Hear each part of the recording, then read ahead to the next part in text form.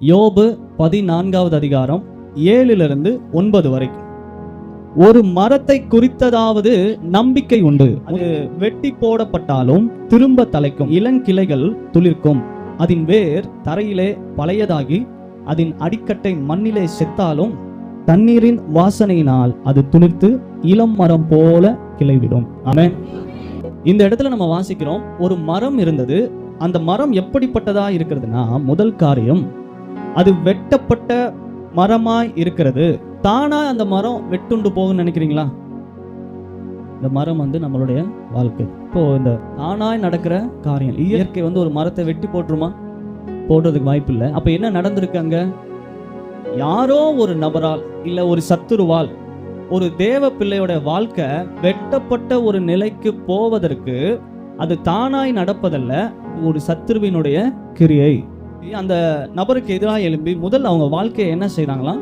வெட்டி போடப்பட்ட ஒரு நிலை. அடுத்து அதை குறித்து சொல்லும் போது 8வது வசனத்துல பார்க்கிறோம், அதன் வேர் தரையிலே பழையதாகி. 2வது காரியம் என்ன? வேர் பழையதாகி விட்டது. புதிய காரியம் என்று ஒன்றும் சொல்ல முடியாது. இன்னும் நமக்கு புரியுற மாதிரி சொன்னா, அதை அப்டேட் பண்ண முடியல. அது ரொம்ப ஒரு அவுட் ஆஃப் டேட்ல இருக்கு. பழைய காரியமாய் புதிதாய் ஒன்றும் அதுல மாற்றம் வருவதற்கோ, இல்ல புதிய காரியங்கள் துளிர் விடுவதற்கோ, கனி விடுவதற்கோ, இல்ல புதிய சீசனுக்குள்ள போகும்போது அந்த மரம் ஆசீர்வாதத்தை கொடுப்பதற்கு, மற்றவர்களுக்கு நிழல் கொடுப்பதற்கு எந்த ஒரு மாற்றமும் அதுல நடக்க போவதில்லை. ஏன்னா அதனுடைய வேர் என்ன ஆகிவிட்டது? பழையதாகி விட்டது. 3வது அதே 8வது வசனத்துல கடைசி பகுதி சொல்லப்படுது, அதன் அடிக்கட்டை மண்ணிலே செத்தாலும்.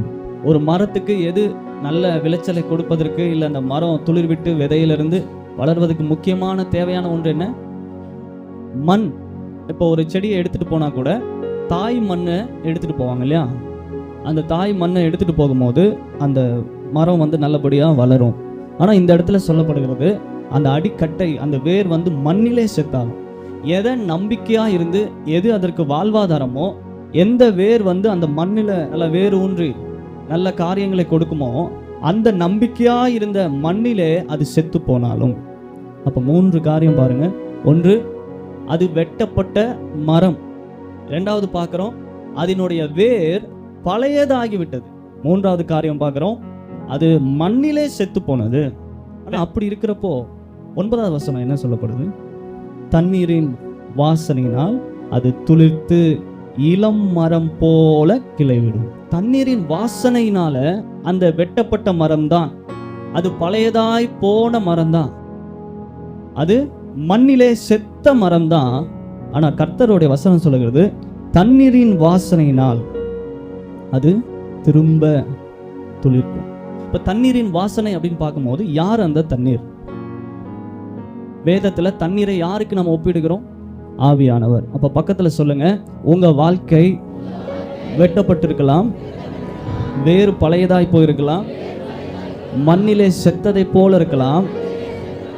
ஆனா ஆவியானவர் வரப்போகிறார்.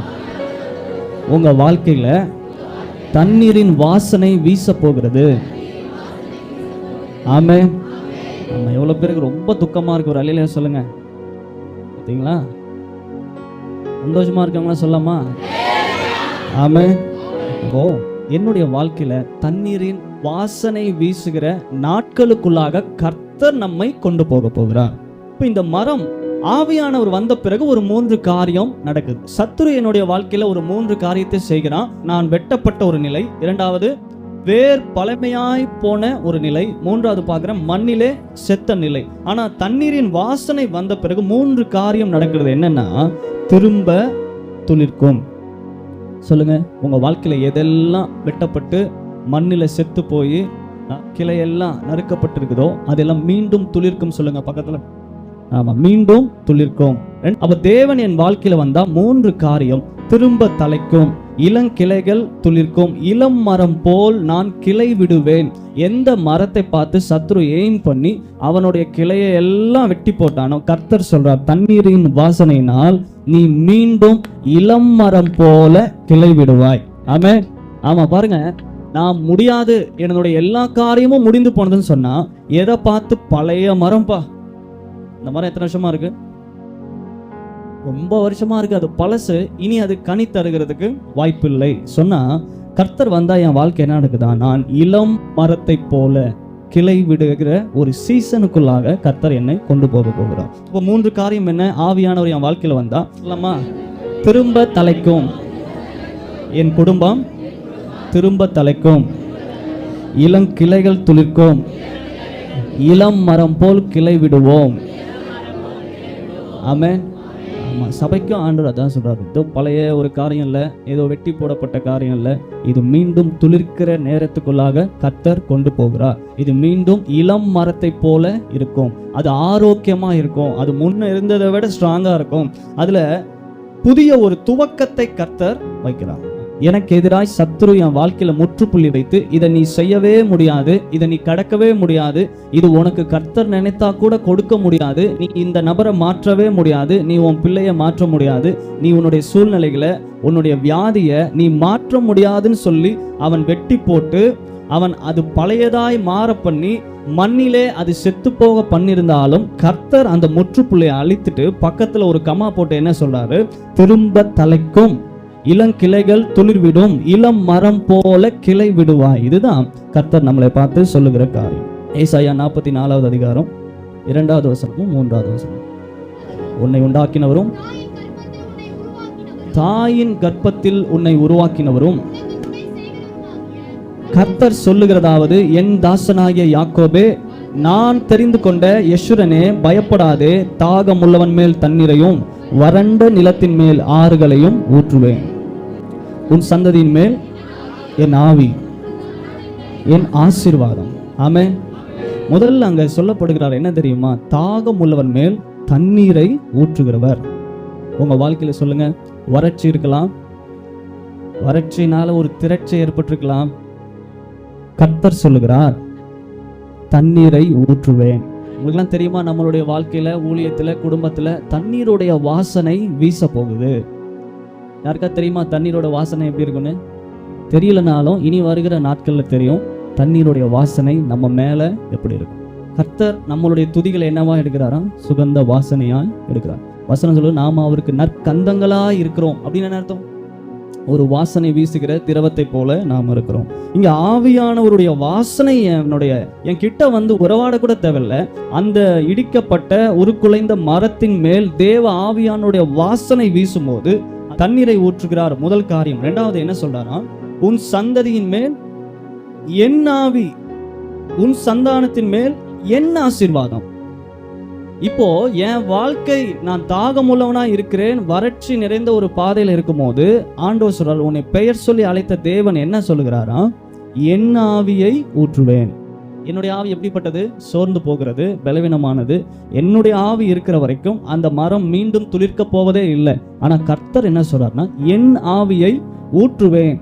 வாசனை வீசும் போதே மரம் துளிர் விடும் என்றால், மரம் கிளை விடும் என்றால், புதிய கிளைகளை கொண்டு அது படர்ந்து விரியும் என்றால், ஆவியை ஊற்றுனா எப்படி இருக்கு? கொஞ்சம் யோசிச்சு பாருங்க. சொல்லுங்க, என் வாழ்க்கையில கர்த்தர் ஆவியை ஊற்றுகிற நேரம். முதல் காரியம் தண்ணீரை கொடுக்கிறார், 2வது ஆவியை ஊற்றுகிறார், 3வது என் ஆசீர்வாதம். யார் அவர்?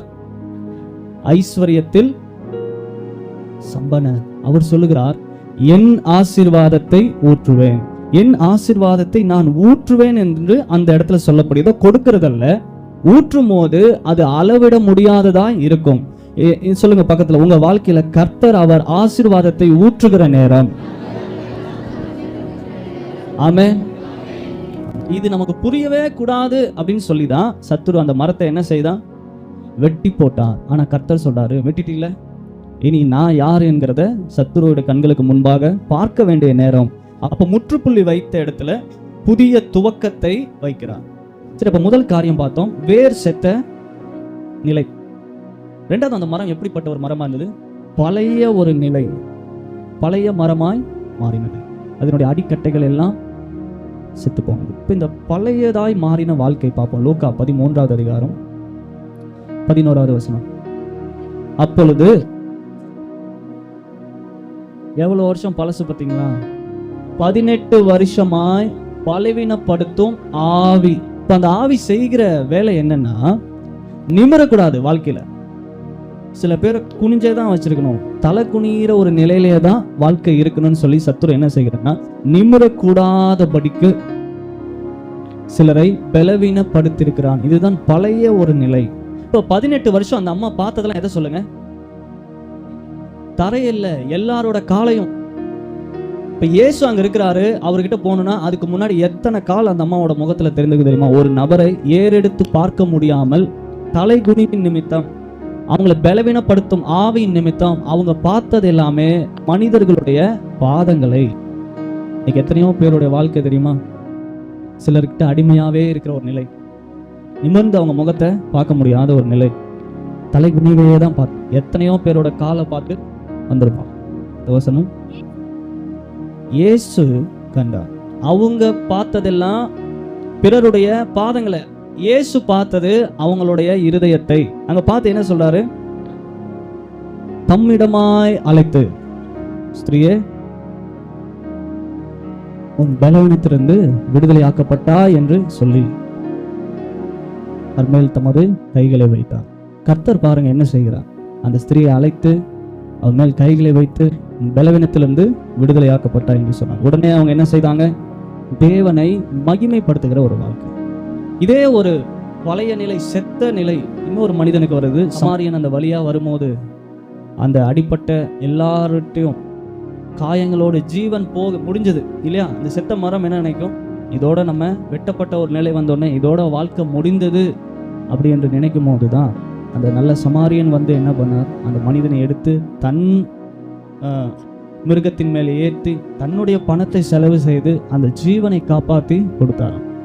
அப்ப எங்கெல்லாம் என் வாழ்க்கை முடிய போகுதுன்னு சொல்லி சத்துரு முற்றுப்புள்ளி வைத்தானோ அந்த இடத்திலெல்லாம் ஒரு சமாரியன் வந்து நம்ம வாழ்க்கையை மீட்டு கொண்டு வரார். நம்மளுடைய வாழ்க்கையில் அப்படிதான். எத்தனை நேரத்துல இது முடிஞ்சது, இது அவ்வளவுதான், இந்த விஷயம் நடக்காது அப்படிலாம் நம்ம நினைத்திருப்போம். ஆனா கர்த்தர் அந்த இடத்துல எல்லாம் வந்து அவருடைய வாசனையை வீச பண்ணி நம்மளை மீண்டும் உயிர்ப்பிக்கிறார். அப்போ செத்த நிலை பார்த்தோம். செத்த மரம்னா அது எப்படி இருக்கும்? ஆகாரை போல, எந்த ஒரு நம்பிக்கை இல்லாத இடத்துல. ஆனா அந்த இடத்துலயும் தேவன் வந்து நம்பிக்கை இல்லாத அவர்களுக்கு ஒரு பெரிய தரிசனத்தை கொடுக்கிறார். கர்த்தர் நமக்கு செய்கிற காரியம் பாருங்க. யோசேப்புக்கு ஆண்டவர் தரிசனத்தை கொடுத்தாரா இல்லையா? என்ன தரிசனம்? உன்னை பெரிய ஆளாக்க போறேன், உன் கூட இருக்கிற குடும்பம் எல்லாம் உன்னை என்ன பண்ணும்? பணிந்து வணங்கும், சூரியன் வணங்கும், சந்திரன் வணங்கும். ஆனா தரிசனம் கொடுத்தது வேற, இருக்கிற இடம் எங்குது? இருக்கிற இடம் சிறை. அப்போ என்னன்னா, எனக்கு இருக்கிற வாக்கு தத்துவம் வேற எங்கேயோ இருக்கு, நான் எங்கேயோ இருக்கனே அப்படி யோசிக்க தேவையில்லை. ஆகாருக்கு இருக்கிற வாக்கு தத்துவம் வேற, ஆகார் இருக்கிற இடம் வேற. ஆனா வாக்கு தத்துவம் நம்மளை அந்த இடத்திலிருந்து அந்த வாக்குக்கு நேராய் நம்மளை கொண்டு போய் நிறுத்தக்கூடிய வல்லமை உள்ளதுதான் தேவனுடைய வார்த்தை. அப்ப இருக்கிற இடத்தை குறித்து நான் கவலைப்பட வேண்டியதில்லை. எனக்குள் என்ன இருக்குது அப்படின்னு நான் தெரிஞ்சு கொண்டேன்னா நான் அதை சுலபமா பெற்றுக்கொள்வேன். சரி, இந்த வெட்டப்பட்ட மரம் இது மட்டும் நம்ம பார்த்து முடிக்கலாம் நேரம் இல்லை. இந்த வெட்டப்பட்ட மரம் யார் அப்படின்னா தாவீதினுடைய வாழ்க்கையில நம்ம பார்க்கிறோம். அவர் எப்படிப்பட்டவரா இருந்தா? வெட்டப்பட்டு ஈசாயினுடைய குடும்பம் பேர் பெற்ற குடும்பம். எத்தனை சகோதரர்கள்? 7 சகோதரர்களும் 2 சகோதரிகளும் தாவீதுக்கு 8வது சகோதரனா பிறந்தவர் தான் தாவீது. அந்த தாவீத ஒரு வெட்டப்பட்ட வாழ்க்கையாகவே தான் சிறு வயது முதல் கொண்டு வளர்ந்து வந்தார். நமக்கு அந்த ஒரு இடம் தான் மென்ஷன் பண்ணியிருக்கிறாங்க. என்ன தெரியுமா? சாமுவேல் வந்த அன்னைக்கு அவரை கூப்பிடல. இதுக்கு முன்னாடி எத்தனை முறை இது நடந்திருக்கும்? நமக்கு அந்த ஒரு இடம் பதிவு பண்ணனால நம்ம அதை பேசுறோம். அதுக்கு முன்னாடி வீட்டில் நடக்கிற திருமணங்களுக்கு, ஒரு பர்த்டேக்கு, இல்லை வேற ஏதாவது புதிய நிலம் வாங்க, என்ன ஒரு காரியம், பண்டிகைக்கு, பலி செலுத்துறதுக்கு, எதுக்குமே தாவீதை கொண்டு போகவே இல்லை. ஒரு வெட்டப்பட்ட ஒரு நிலையை போலதான் தாவீது வாழ்ந்து கொண்டிருந்தார். 1 சாமுவேல் 16வது அதிகாரம் 11 - 13 வரை நம்ம வாசிக்கிறோம். உன் பிள்ளைகள் இவ்வளவுதானா என்று ஈசாயை கேட்டார். இன்னும் எல்லாருக்கும் இளையவன் ஒருவன் இருக்கிறான் என்றான். அப்பொழுது சாமுவேல் ஈசாயை நோக்கி ஆள் அனுப்பி அவனை அழைப்பு. இப்போ இந்த வெட்டப்பட்ட காரியம்தான் இந்த தாவீதுடைய வாழ்க்கை. ஆனா தாவீதின் வாழ்க்கையில இருந்தது என்ன தெரியுமா? தண்ணீரின் வாசனை. எப்பொழுதும் தாவீது என்ன செய்து கொண்டிருந்தாரா? ஆண்டவரை ஆராதித்து கொண்டே இருக்கனால அவர் மேல ஒரு வாசனை வீசினது. அதுதான் ஆவியானவருடைய வாசனை வீசினதுனால அந்த வாசனை வீசுகிற இடத்துக்கு இவங்க என்ன அனுப்புறாங்க? ஆள் அனுப்பி. முதல் காரியம், வெட்டப்பட்ட மரத்துக்கு வெட்டப்பட்டிருக்கிற அந்த கிளைக்கு நேராய் ஆள் அனுப்பி அழைத்து கொண்டு வா. அவன் இங்க வர வரைக்கும் நான் என்ன பண்ண மாட்டேன், பந்தி இருக்க மாட்டேன். உடனே அந்த வீடு 2-3 ஆயிருக்கும். ஏன்னா வந்திருக்கிறது யார் தெரியுமா? உலகத்தை கலக்கிற தீர்க்கதரிசி சாமுவேல்னா சாதாரண ஆள் இல்ல, தேவனோட வாயா இருக்கிற மனிதன். சாமுவேல் அங்க போறாருன்னா இஸ்ரவேல்ல அது ஒரு பிரேக்கிங் நியூஸ்.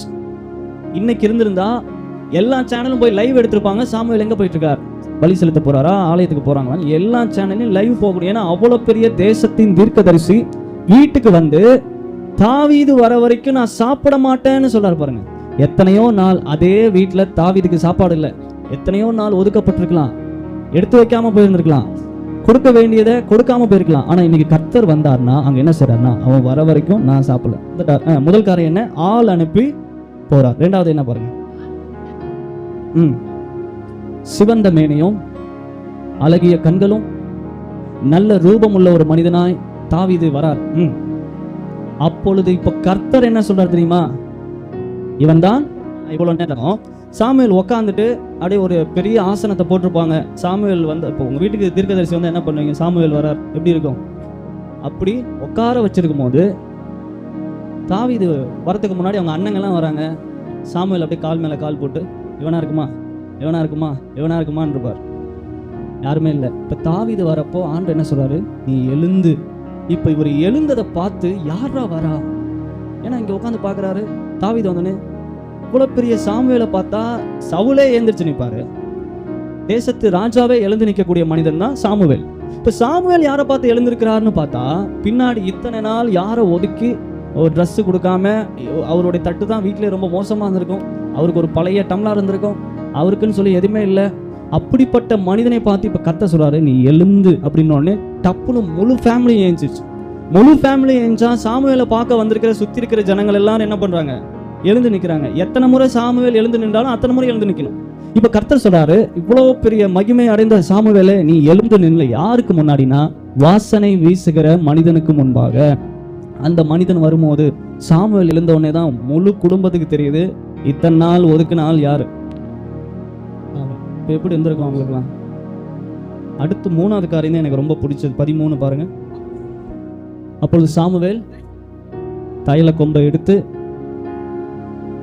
யாருக்கு நடுவுல?